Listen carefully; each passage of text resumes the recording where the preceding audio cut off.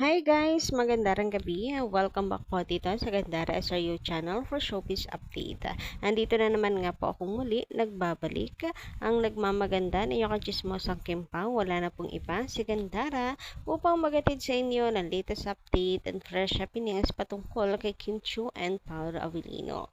And para nga po sa gabi ito, ang tatalakayin natin at pag-uusapan ay ang pa-hashtag Ask Pau ni Paolo Avellino. Meron ding entry si MJ. Hoy, very excited ako sa sagot ni Pau sa tanong ni MJ.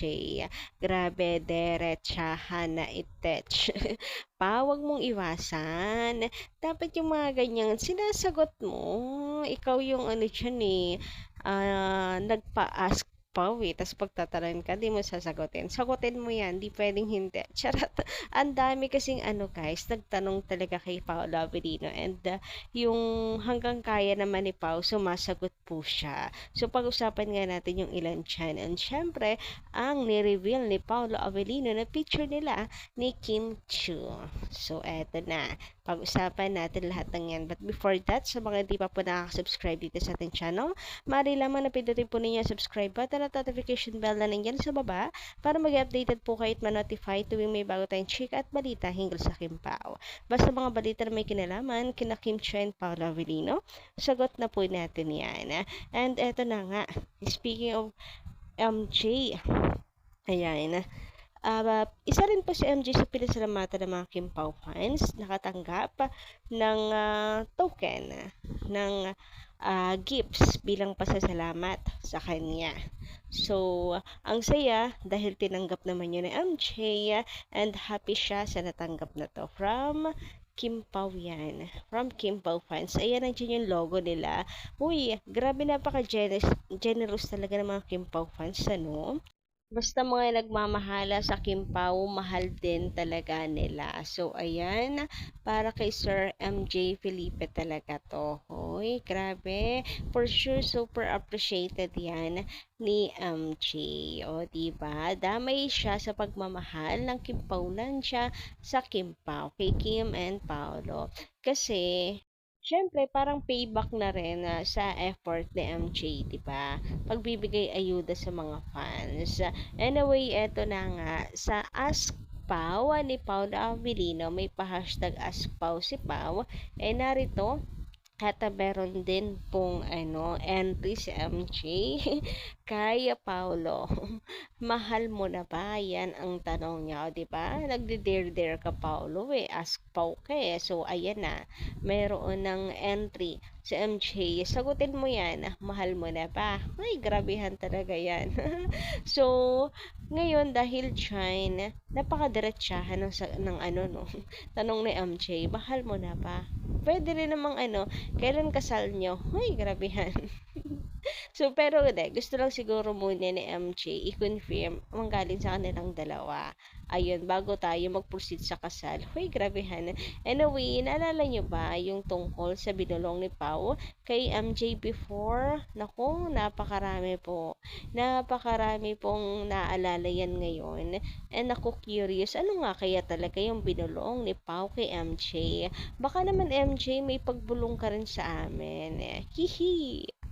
Samantala, even wallpaper ni Paolo Avellino hindi ka nakaligtas and alam mo, natuwa ako dahil parehas kami love si Straw Hat Luffy. Ayan, favorite cartoon anyway ko yan, si Luffy Straw Hat.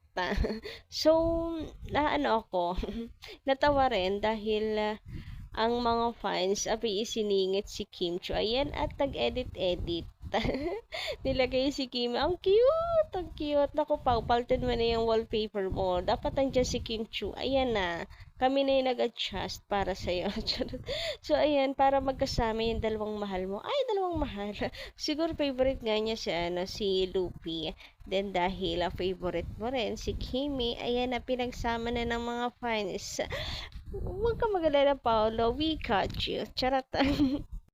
Ang cute. Ako gusto ko nito i-wallpaper.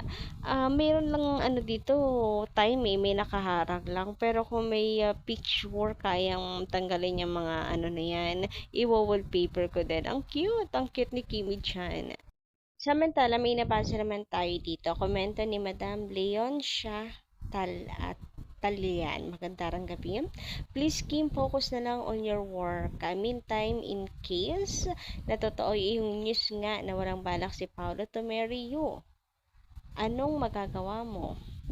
Sana lang si Paolo will not back with you. So, dos So those siguro who truly loves you are given a chance. Of course, no person is perfect, but the man who marry will be very lucky. Your love your love life is open. You were honest and sincere in all your relationship that they only took advantage of you. Of course, nakarma sila. There's a saying that a karma is still at the eighth generation. Of course, we know you don't wish them that way, but already manifested in them. Medyo hindi ko nagigets ang may past, but now happily married like Jeneline M. Ang direct wife. Ano daw? Siguro yung mga past daw ni Paolo Avellino, happily married na ngayon. So, ayun, kung sakasakali, nag-iingat naman itong si Madam. Pinapagmuni-muni si Kim Chiu. And of course, si Paolo Avellino, baka naman daw, kung totoong walang balak, ay wag bakuran si Kim Chiu para may makapasok na iba sa buhay ni Kim. Ganun lang. Wag na nating palakihin. Siguro concern lang si ating kay Kim Chiu dahil wala pang pag-amin na ginagawa yung Kim Pao. Siguro ganyan. Pero wag kasi kayong mainip. Wag kayong mainip.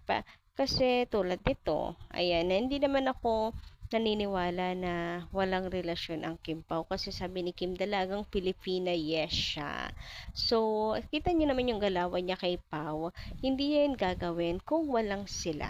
Yun lang naman yun.